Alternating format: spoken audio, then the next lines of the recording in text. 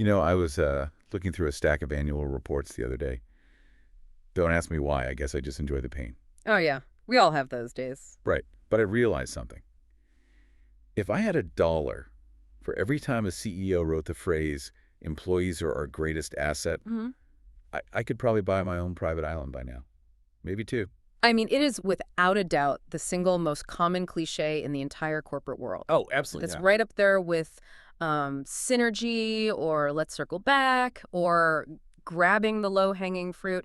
It is essentially the live, laugh, love sign of the business world. That is exactly what it is. And honestly, whenever I hear it in a town hall meeting or I see it printed on some glossy recruitment brochure, I literally see people physically recoil. Yeah. There's this collective eye roll in the room Mm.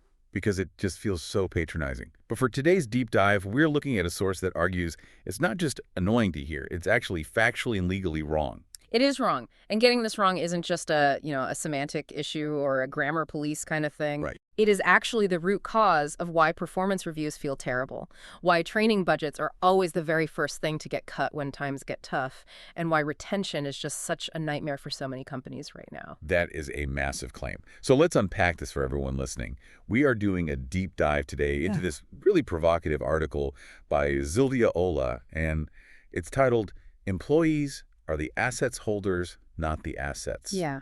And right out of the gate, she drops a pretty heavy reality check on that whole greatest asset line. She really does. She starts with the dictionary definition, which honestly is always a good place to ground any kind of legal or business argument. For sure. An asset is defined as property. It is something that a person or an entity actually owns. Okay, I see where this is going. Exactly. Unless we are talking about a very dark period of human history that is fortunately illegal globally. Now companies do not own people. Right. You cannot capitalize a human being on a balance sheet. You can't depreciate a human like you would a tractor or a server rack. Therefore, the company simply cannot own the employee. And if you don't own them, strictly speaking, they aren't your asset. It is so simple when you put it exactly that way, but it completely flips the script on how we talk about work. Because if I'm not the asset, then what am I? Exactly. Am I just a liability? Am I a cost center?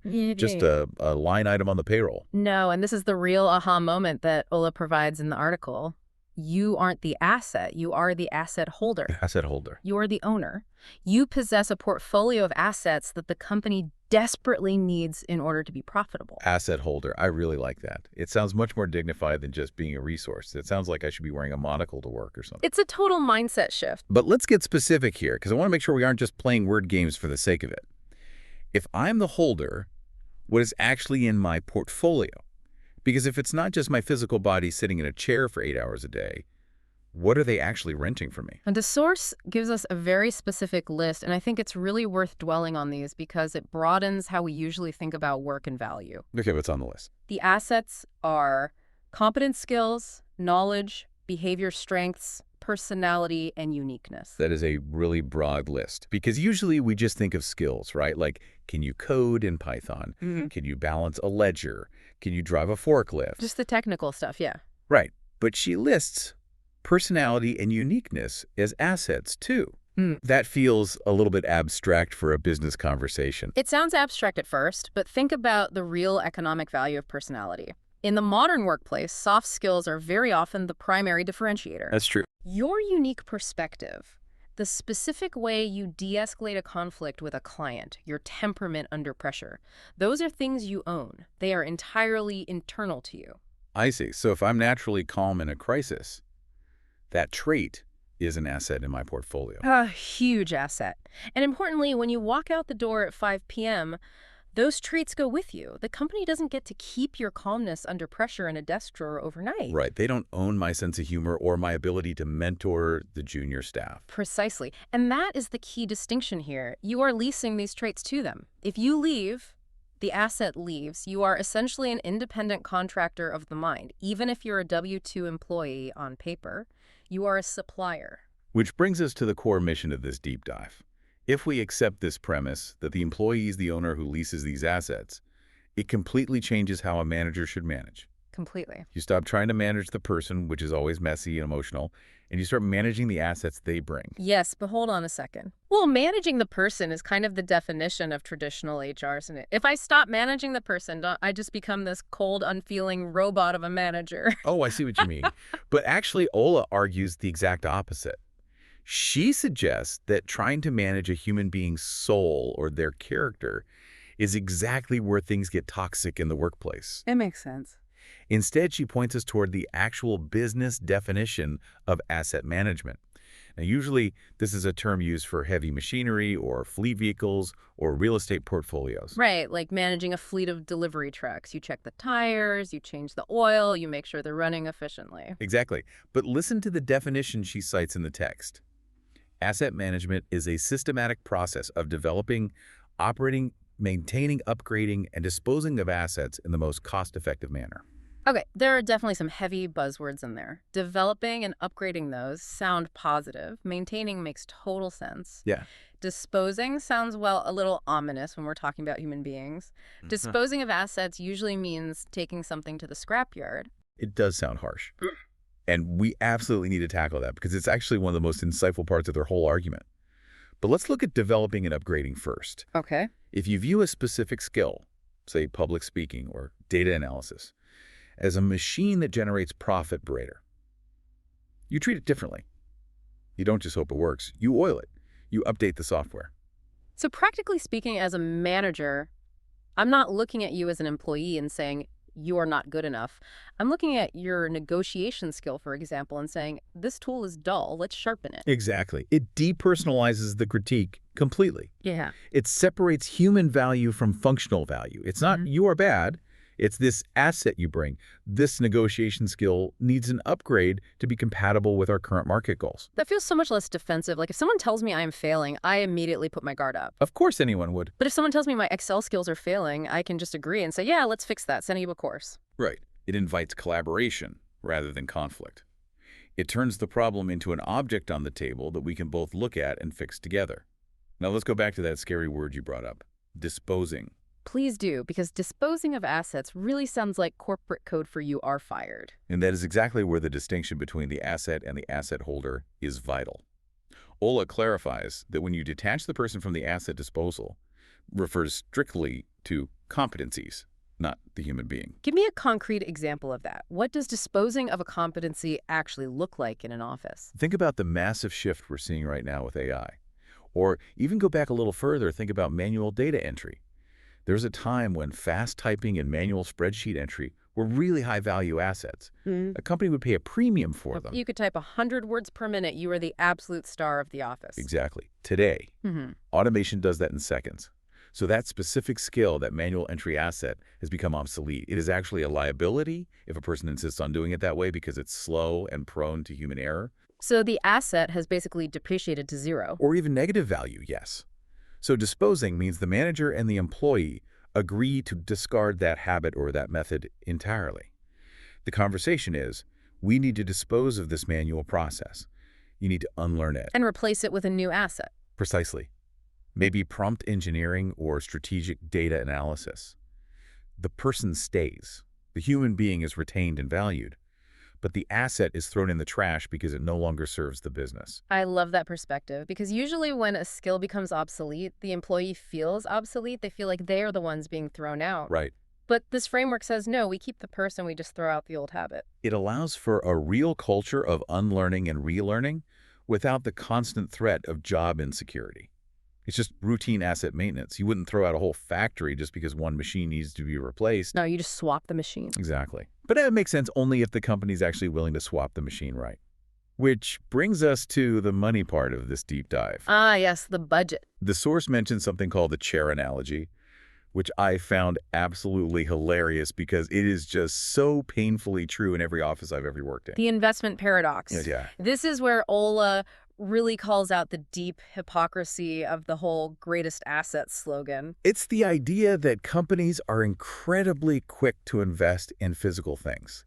They will buy the nicest ergonomic chairs, The flashiest office buildings, the high-end internal decor, the $12,000 espresso machine in the break room. Because those things are tangible. You can walk up and touch the Herman Miller chair. You can see the ROI on the ergonomic back support immediately. It feels like a real asset on the financial books. Right. But then when it comes to investing in the actual assets that make the company money, the competence, the skills, the behavior, suddenly the corporate wallet just snaps shut. Oh, yeah, it's always, oh, training is too expensive, or we can't afford that seminar right now, or do we really need a premium subscription to that learning platform? It is a massive contradiction.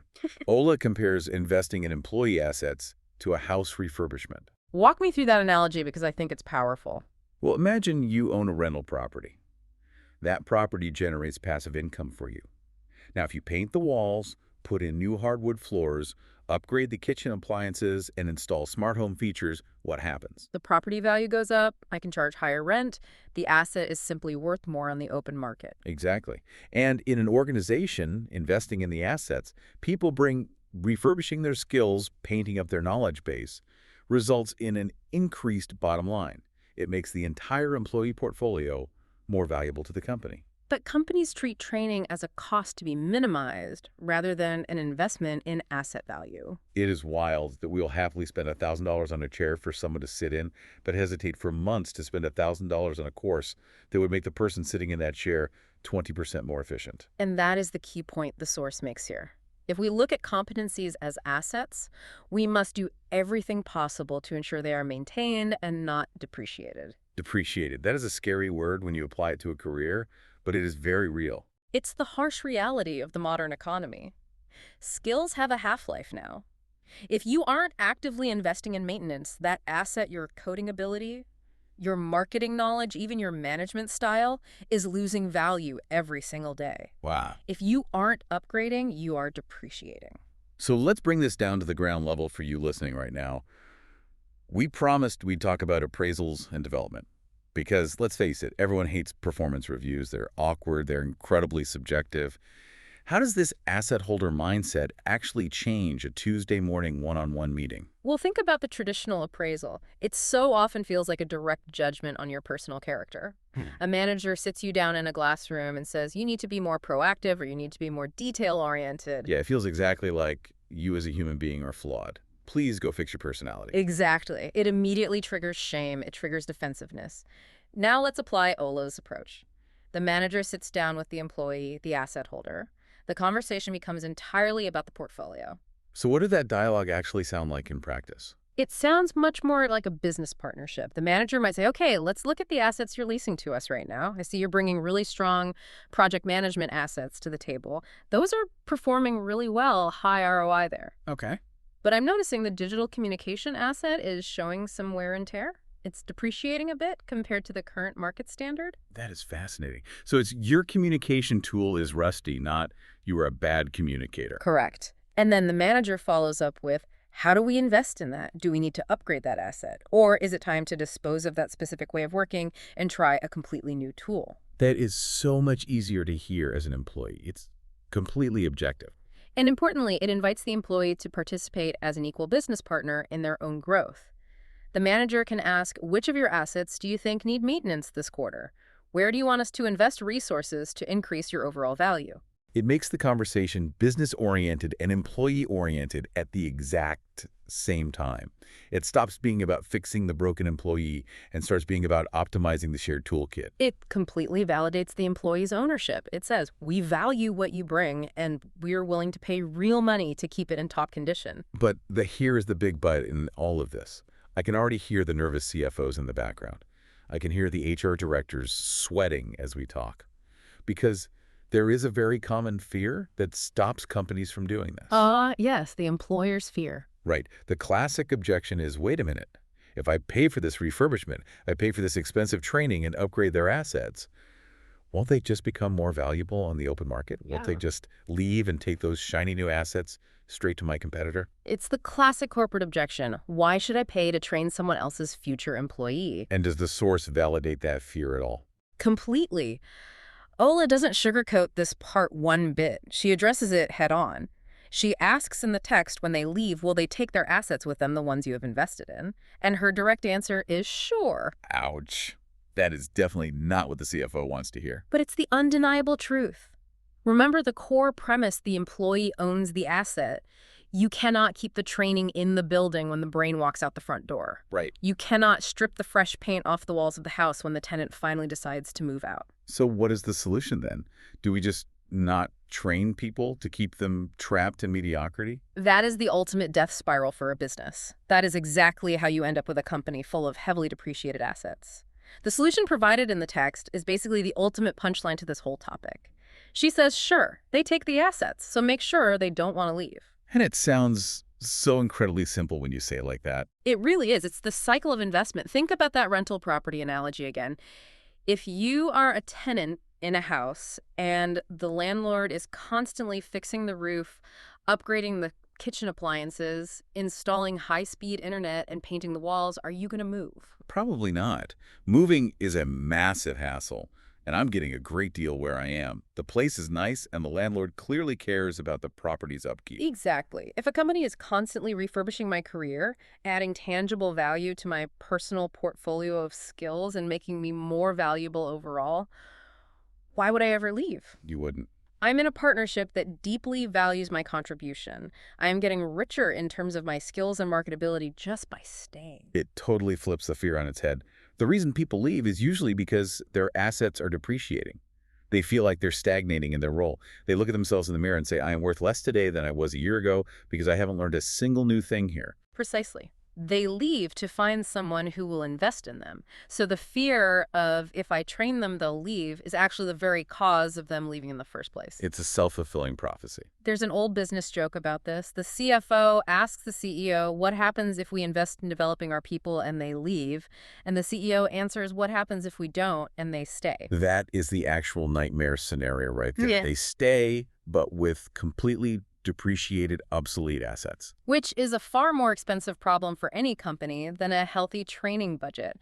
You end up with a workforce that simply cannot compete in the modern market because you were too cheap to upgrade their software, so to speak. This really does change everything about how we look at work. It's not just a clever linguistic trick. It's a fundamental shift in the power dynamic and the long-term investment strategy of a business. And honestly, it restores dignity to the employment contract. It acknowledges that the employee brings something of immense value, something they truly own, and the company is privileged to rent it. It moves us away from that outdated, feudal idea of owning the staff. So to recap the main mission of today's deep dive, because we have covered a lot of ground here, first, we need to collectively stop saying employees are assets. It's legally wrong, and frankly, it's just annoying. Correct. We need to start seeing employees as asset holders. They are the owners of competent skills, personality, and uniqueness. Second, we need to rigorously apply asset management principles. That means continuous maintenance upgrading, and yes, even disposing of obsolete skills, but never disposing of the people holding them. And finally, leaders need to get over the fear of investment. Refurbishing the house of your employees' skills is the only guaranteed way to ensure the property value and your company's profit keeps going up. And for the love of everything, please stop buying nicer chairs than the people sitting in them. Please. The ROI on the chair is zero. The ROI on the person is infinite. Now, if this conversation has sparked something for you today, if you're an HR professional, a team manager, or just someone trying to navigate your own career, this is really just the tip of the iceberg. The source for today's deep dive comes from a really interesting platform called The Contrarian HR. Yes, highly recommended reading. They are doing exactly what we did today, taking standard HR practices and completely flipping them to see what actually works in the real world. You can find them on Substack, where there were hundreds of articles digging into the nitty-gritty of these topics. It is an absolute goldmine, if you like. It's kind of counterintuitive thinking. And if you prefer video, you should definitely check out their YouTube channel. They have much longer discussions on different matters related to people management. It's really great for helping you think differently about employment, which is actually their main tagline. And for those of you scrolling during your lunch break, they're also on TikTok with a much lighter tone to these heavy topics. So Substack, YouTube, TikTok, just search for The Contrarian HR. It is definitely worth a follow. Before we sign off today, I want to leave you with a final thought to mull over. We've talked a lot about what companies should do and how managers should behave. But let's turn the mirror around for a second. Oh, I like this. Here is the question for you. If you are the asset holder of your own career, if you are essentially the CEO of You Inc., Have you been treating your own skills like a business that needs regular maintenance? That is the real kicker right there. Are you letting your primary assets depreciate while just sitting around waiting for a company to fix them for you? Or are you picking up the paintbrush yourself? Are you waiting for the landlord to paint? Or are you taking charge of the refurbishment? Because remember, you own the house. No one else is going to care about its value as much as you do. Something to really think about on your commute tomorrow. Thanks for listening to this deep dive. We will catch you on the next one.